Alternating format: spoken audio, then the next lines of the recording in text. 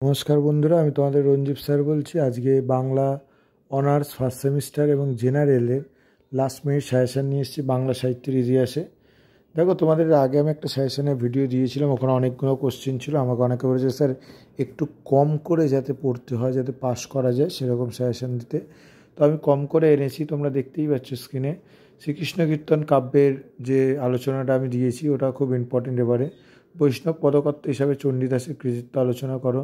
চণ্ডীমঙ্গল কাব্যের শ্রেষ্ঠ কবি কে ছিলেন তার কারণগুলি আলোচনা করো। ঠিক আছে, চণ্ডীমঙ্গল কাব্যটা খুব ইম্পর্টেন্ট। কবি আলোয়ালের সাহিত্যের রচনা আলোচনা করো। তুর্কি আক্রমণের পরবর্তীকালে গৌড়বঙ্গের সামাজিক আলোচনা করো। এটা যদি আলাদা করে কোশ্চেন দেয়, তুর্কি আক্রমণ সম্পর্কে আলোচনা করো। শ্রীকৃষ্ণ কীর্তন গ্রন্থটির নাম নিয়ে যে বিতর্ক সেটা আলোচনা করো। শ্রীকৃষ্ণ কীর্তন সম্পর্কে আসলে তুমি এটা লিখে দিলেও হবে। কাশিদাসী মহাভারতের জনপ্রিয়তার কারণগুলি আলোচনা করো। এটা খুব important question, star mark question. Shri Chaitanya চরমায়তী গ্রন্থের ঐতিহাসিক গুরুত্ব আলোচনা করো। ঠিক আছে, এই কটা কোশ্চেন তোমরা করবে। এছাড়া 5 মার্কসের কটা টিকা আছে। মঙ্গল কাব্যের সাধারণ বৈশিষ্ট্যগুলি আলোচনা করো। সাধারণ কবি হিসাবে রামাপ্রসাদের কবি প্রতিভার সংক্ষিপ্ত পরিচয় দাও। যে কোনো একটি বিষয়ে টিকা লেখো।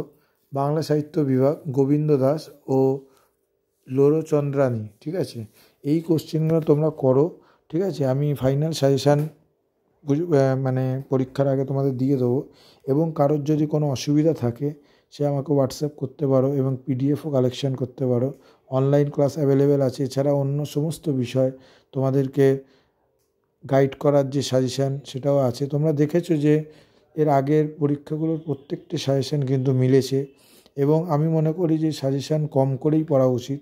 কেন, সাজেশান যদি কম করে না হয় তোমাদের চাপ পড়ে যাবে। অনেকেই প্রাইভেট টিউশনটা যে পড়ো না। ঠিক আছে, কারোর যদি কোনো অসুবিধা হয় সে হোয়াটসঅ্যাপ করতে